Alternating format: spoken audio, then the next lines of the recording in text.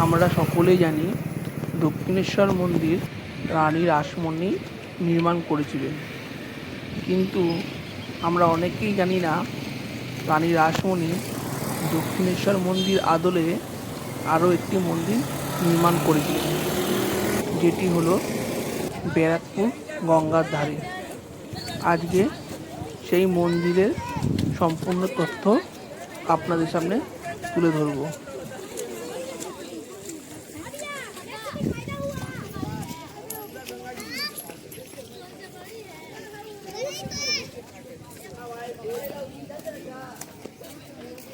এই যে গঙ্গার ঘাটটি দেখতে পাচ্ছেন, এই গঙ্গার ঘাটটি এই মন্দিরের সাথেই করা হয়েছিল।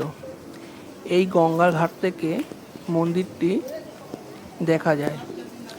আগে আরও সম্পূর্ণরূপে দেখা যেত, সময়কালে কিছু পরিবর্তন ঘটায় এখন দেখা যায় না, কারণ চারিদিকে বাড়ি হয়েছে। বাড়িঘরের জন্য মন্দির অনেকটা অংশই ঢাকা পড়ে যায় এই গঙ্গার ঘাট থেকে, যার জন্য সম্পূর্ণরূপে এখন মন্দিরটা দেখা যায় না।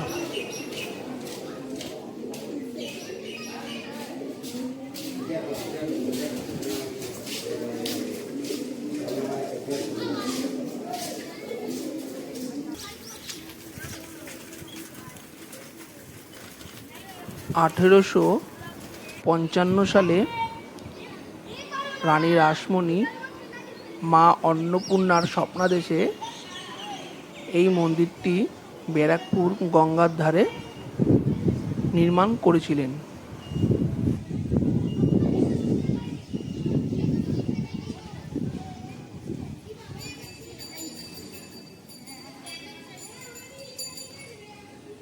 এখানে মা অন্নপূর্ণার পুজোর সাথে সাথে দরিদ্র মানুষদের জন্য অন্নের ব্যবস্থা ছিল।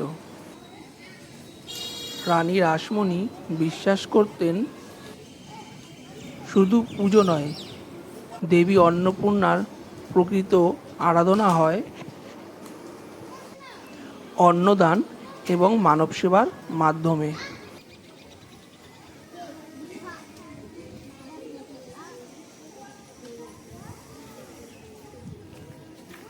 তাই এই মন্দিরে একসময় গরিব ও অসহায় মানুষদের জন্য খাওয়ানোর ব্যবস্থা ছিল।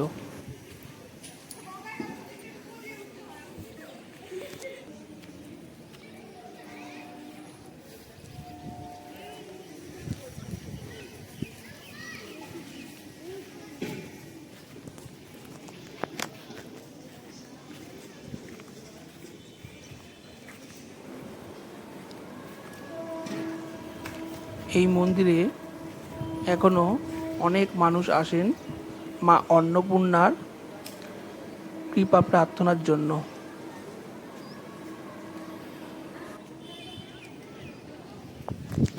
আপনাদের জায়গাটা এবং মন্দিরটা কেমন লাগলো অবশ্যই কমেন্ট বক্সে জানাবেন, আর ভিডিওটা লাইক আর শেয়ার করে দেবেন যাতে আরও মানুষ জানতে পারে। হ্যাঁ, এই মন্দিরে আসতে হলে আপনাদের যারা শিয়ালদা মেন লাইনে থাকেন তারা শিয়ালদাগামী ট্রেন ধরে ব্যারাকপুর নামবেন।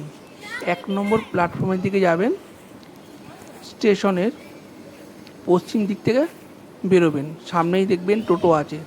স্টেশন থেকে বেশি দূর নয়, 10 থেকে 15 মিনিট লাগে। টোটোতে বসবেন, বলবেন অন্নপূর্ণা মন্দির যাব। আর যারা বনগাঁ লাইনে থাকেন তারা বারাসাত স্টেশনে নামবেন, বারাসাত থেকে ব্যারাকপুর আসবেন। টোটোওয়ালাকে বলবেন যে অন্নপূর্ণা মন্দির যাব, টোটোওয়ালা আপনাদের অন্নপূর্ণা মন্দির পৌঁছে দেবে। আর যারা হাওড়া লাইনে থাকেন তারা শ্রীরামপুর ঘাটে এসে শ্রীরামপুর থেকে ধুবিঘাটে নামবেন। ধুবিঘাটেও টোটো থাকে, ওখানে টোটো ধরবেন, বলবেন অন্নপূর্ণা মন্দিরে যাব, আপনাদের অন্নপূর্ণা মন্দিরে পৌঁছে দেবে।